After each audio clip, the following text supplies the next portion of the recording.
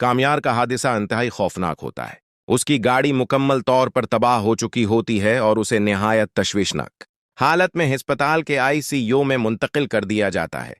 Doctor वाज़ेह अल्फाज में बता देते हैं कि कामयार की हालत बहुत नाजुक है और अगले चंद घंटे फैसला कुन हैं। ये खबर सुनते ही कामयार के वालिदीन घबराहट के आलम में अस्पताल पहुंचते हैं। नफीसा अपने बेटे को इस हाल में देखकर टूट सी जाती है। इनकी चीखें पूरे वार्ड में गूंजने लगती हैं, जबकि दादी सब्र का दामन थामे आंखों में आंसू लिए मुसलसल दुआएं मांग रही होती हैं। आईसीयू के अंदर कामयार नीम बेहोशी की हालत में होता है। इसके होंठ बार बार हल रहे होते हैं और उसकी जबान पर सिर्फ एक ही नाम होता है, आयरा, एरा। ये सुनकर दादी चौंक जाती हैं और नफीसा का चेहरा गुस्से से सरख हो जाता है। दूसरी तरफ जब आयरा को मालूम होता है कि कामयार का शदीद एक्सीडेंट हो गया है तो उस पर जैसे बजली गर पड़ती है। उसके हाथों से मोबाइल छूट जाता है, सांसें खड़ने लगती है और आंखों के सामने अंधेरा सा छा जाता है। यह खबर उसके लिए नाकाबिले बर्दाश्त होती है। बगैर एक लम्हा जाया किए वो घर से बाहर निकल पड़ती है और दीवानावार अस्पताल की तरफ भागती है। आयरा के पीछे उसके वालिद इरफान साहब भी आ जाते हैं। वो रास्ते में इसे रोकने की कोशिश करते हुए कहते हैं, बेटा ये तुम क्या कर रही हो? वो तुम्हारा दुश्मन है जिसने तुम्हारी जिंदगी बर्बाद कर दी। तुम दोबारा उसके पास कैसे जा सकती हो? एरा आंसुओं में डूबी हुई मगर पुराज़्म आवाज में जवाब देती है, अबू मैंने वो वीडियो देख ली है। कामयार की उसमें कोई गलती नहीं, वो बेकसूर है और मैं उसे उस हाल में अकेला नहीं छोड़ सकती। इरफान साहिब वो खामोश हो जाते हैं। एरा की आंखों में सच्चाई, मोहब्बत और दर्द एक साथ झलक रहे होते हैं। गाड़ी अस्पताल की तरफ बढ़ती चली जाती है, जहां एक नाजुक जिंदगी और एक मोहब्बत अपने इम्तिहान के दहाने पर खड़ी होती है। जब एरा अस्पताल पहुंचती है और आईसीयू के दरवाजे की तरफ बढ़ती है तो कामयार के घर वाले उसे वहीं रोक लेते हैं। नफीसा सख्त लहजे में कहती हैं, आपको यहां आने की कोई जरूरत नहीं। हमारे बेटे की जिंदगी में आपका कोई मकाम नहीं। ये कहते हुए वो आयरा को बाजों से पकड़कर बाहर निकालने की कोशिश करती हैं, मगर आयरा जिद पर आ जाती है। आंखों में आंसू और आवाज में बेबसी लिए वो कहती है, मैं यहां से उस वक्त तक नहीं जाऊंगी जब तक कामयार को अपनी आंखों से देख न लूं। मैं उससे मिलकर ही जाऊंगी। अस्पताल के अमले और इरफान साहब की मुदाखलत के बाद आखिरकार आयरा को अंदर जाने की इजाजत दे दी जाती है।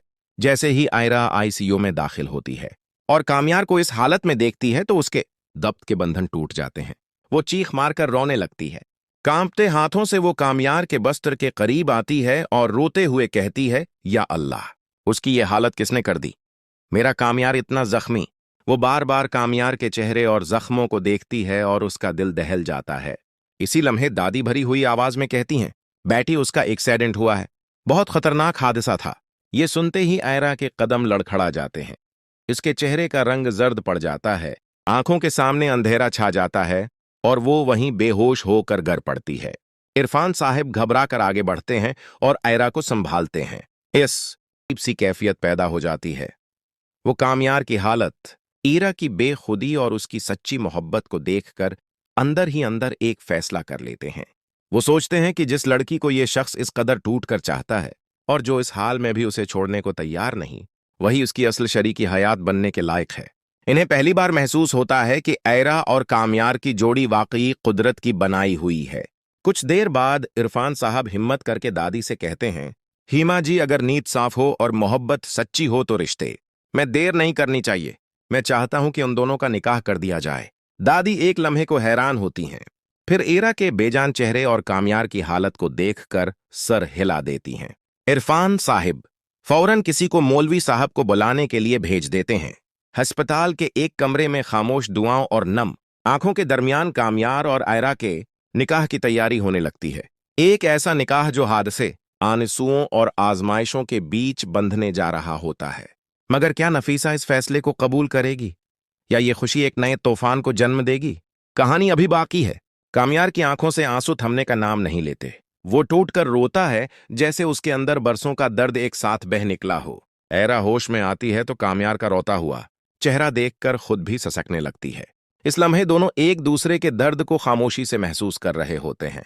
कुछ ही देर बाद मौलवी साहब आ जाते हैं और हालात की नजाकत के बावजूद निकाह की तैयारी शुरू हो जाती है। गवाहों की मौजूदगी में दुआओं और आंसुओं के साए में कामयार और ईरा का निकाह हो जाता है। ये सब देखकर कामयार के घर वाले गहरे सदमे में आ जाते हैं।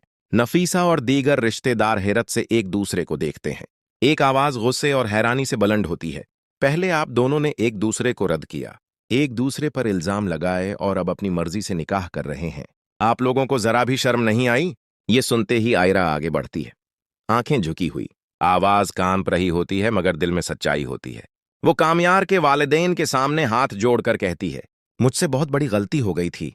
एक झूठी वीडियो के धोखे में आकर मैंने कामयार को ठुकरा दिया। मैंने उस पर यकीन नहीं किया और यही मेरी सबसे बड़ी खुता है। खुदा के लिए मुझे माफ कर दें। ईरा की बातों में निदामत साफ झलक रही होती है। चंद लम्हों की खामोशी के बाद कामयार के वालिद गहरी सांस लेते हैं और कहते हैं, गलतियां इंसान से ही होती हैं। अगर तुमने दिल से तौबा कर ली है तो हम तुम्हें माफ करते हैं। नफीसा भी खामोशी से सर झुका लेती हैं। इनकी आंखों में आंसू होते हैं मगर जबान पर सख्ती नहीं रहती। यूं इसी जगह सबकी रिजा और दुआओं के साथ कामयार और ऐरा का निकाह मुकम्मल हो जाता है। मगर कहानी यहां खत्म नहीं होती। दूसरी तरफ जब खावर को यह खबर मिलती है कि कामयार और ऐरा का निकाह हो चुका है और उसकी सारी साजिशें नाकाम हो गई हैं तो वो गुस्से से पागल हो जाता है। वो दीवार पर मक्का मारते हुए चीख उठता है, उन्होंने मेरी हर चाल नाकाम बना दी। अब तो मैं आयरा को कभी मुआफ नहीं करूंगा। न कामयार को छोड़ूंगा न आयरा को। इसकी आंखों में नफरत की आग भड़क रही होती है। एक नया तूफान जन्म ले चुका होता है। क्या खावर अपनी साजिशों में कामयाब हो पाएगा या मोहब्बत एक बार फिर नफरत पर गालिब आ जाएगी?